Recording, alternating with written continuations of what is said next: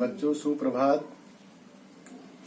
आज हम लोग ऑनलाइन शिक्षा प्रणाली के अंतर्गत आप लोगों को आपके विषय से संबंधित कुछ जानकारी देने के लिए उपस्थित हुए हैं।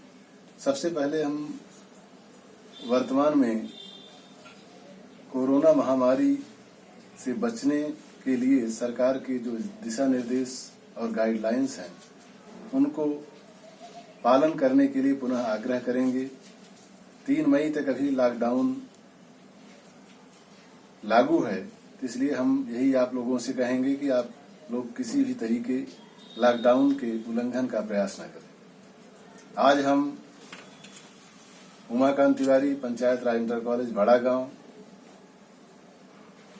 और इस विद्यालय के छात्र छात्राएं और अन्य विद्यालयों के छात्र छात्राओं को भी अपना जो हमारा विषय सामाजिक विज्ञान है उसके बारे में हम बताने का प्रयास करेंगे।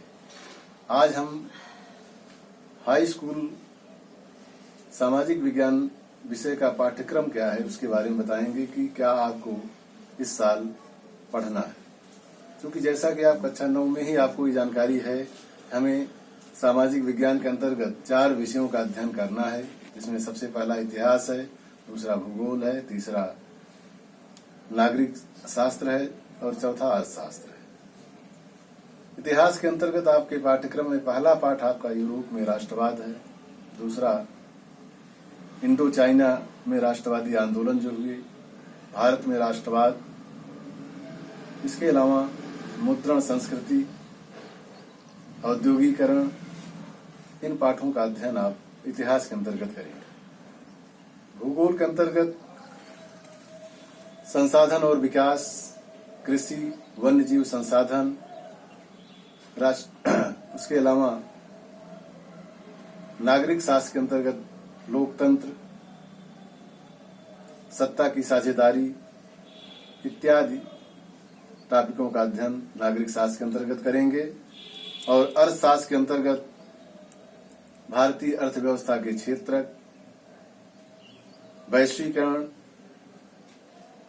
उपभोक्ता के अधिकार, मुद्रा और साख जैसे टॉपिक का अध्ययन आप लोग अर्थशास्त्र के अंतर्गत करेंगे।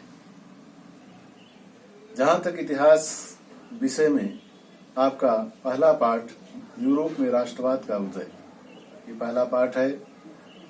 यूरोप आपको मालूम होगा कि 7 महाद्वीपों में एक महाद्वीप है जो कई 100 वर्षों पहले सभ्यता और संस्कृति में अन्य महाद्वीपों की अपेक्षा काफी आगे था।